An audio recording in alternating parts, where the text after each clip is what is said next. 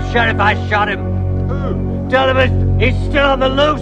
Is this some kind of joke? I've been trick-or-treated to death tonight. You don't know what death is.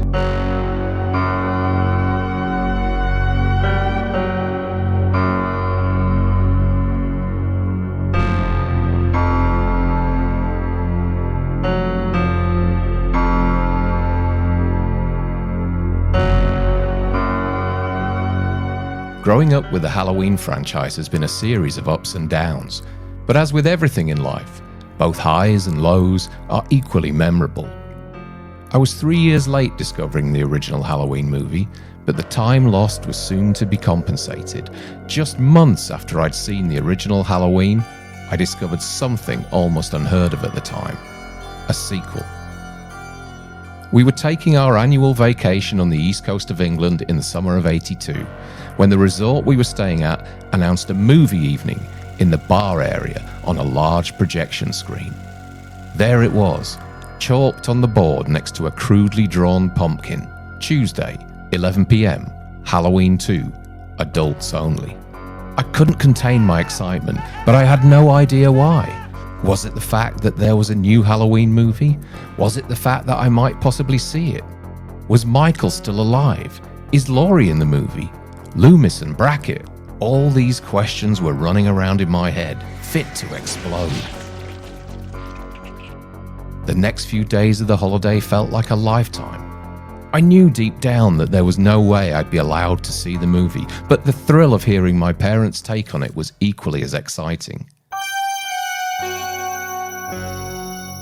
The day came and I plucked up the courage to ask if I could stay up to watch the film.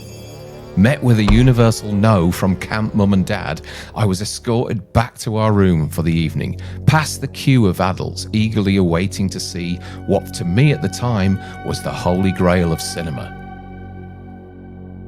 My mum and dad put us to bed and I heard the door go as they left to join the line of holiday-making horror fans to watch the movie. The next morning, not a word was said. I was itching to know what happened. I was craving spoilers before spoilers were a thing, but nobody said anything. And later that night, I slipped it into conversation, and my mum came back with, "It wasn't as good as the first film." We came back from the vacation and my excitement had dwindled. Yeah, I wanted to see the movie, but my anticipation was shattered by my mum's 8-word review. I mean, why wasn't it as good as the first? Is it not scary? Is Michael hardly in it? Does Laurie die? All these questions were driving me insane.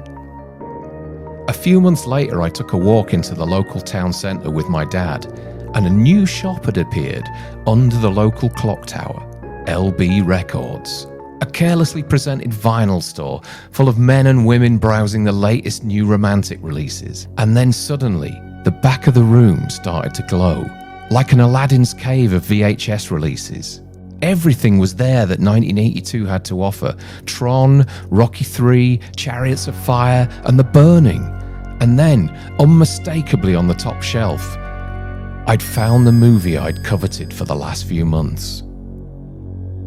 It was the must-see horror movie at the time. I wanted to see it so much it hurt. The artwork was blinding me, and the most important thing was, the movie wasn't on loan to anyone. It was in stock. I tugged my dad's arm and asked if we could rent it, but it wasn't in the 50p section. This movie was £1 to rent for the evening. Finally, after 10 minutes of sleeve pulling and nagging, my dad succumbed and let me rent the movie. We returned home and I couldn't wait to settle down and press play. Then, out of the blue, my mum put a dampener on things. "I don't want to watch this. I've seen it already." This was a crushing blow. It's not like today, whereas I could retreat to another room and watch it alone. It couldn't be done. We only had one VCR and one TV. It was finally agreed that I could get up early the next morning and watch it alone. The dopamine hit I took from this was insane. After an almost sleepless night, I ran downstairs at 7 a.m, popped the VHS in, and nervously took my seat. Immediately, this looked and felt like a Halloween movie. The continuity was perfect, except of course those bells. Loomis touched the ground and felt Michael's warm blood as he gingerly surveyed the neighborhood. Michael was alive and hiding.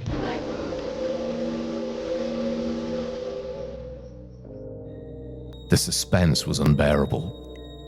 The opening titles hit, and the worlds of Howarth and Carpenter collided to bring us an updated version of Carpenter's original score. The scene was set perfectly. Halloween 2, for a lot of people, myself included, is a beloved sequel, probably the best sequel in the franchise, but it does have its critics. Who is it? Some call it a rehash in a different location, others are not keen on Dick Warlock, saying he looks too robotic and slow. I like to think of Michael as maimed in this movie, silently suffering the after effects of the injuries he sustained earlier that evening. The photography and editing are consistently great in this film, possibly better than the original movie, as Dean Cundy and Mark Goldblatt excel to bring us the look and feel of the 1978 classic. Rick Rosenthal delivers probably his best work, but I can't help but think that there's almost a Spielberg Tobe Hooper effect going on here, as John Carpenter was clearly keeping an eye on things and intervening at various stages. Ultimately, the movie can't quite reach the levels of suspense and shock that the original so proudly holds. The trademark stings and tropes are all there, but it's not fresh. It relies too heavily on its own body count and gore to push the story along. But there is one moment in this movie that still staggers me to this day. A moment that Dick Warlock described as one of the hottest burns anyone has ever done. The firewalk. Michael is absolutely engulfed in this scene, more so than any other fire stunt I've ever seen before or since. And whilst Dick claims he suffered minor burns to his arms, he laughed it off as not being the toughest stunt he did on Halloween 2. To me, it's just jaw-dropping and one of my favourite stunts in movie history. Halloween 2 is my favourite sequel in the franchise. It really grew on me over the years.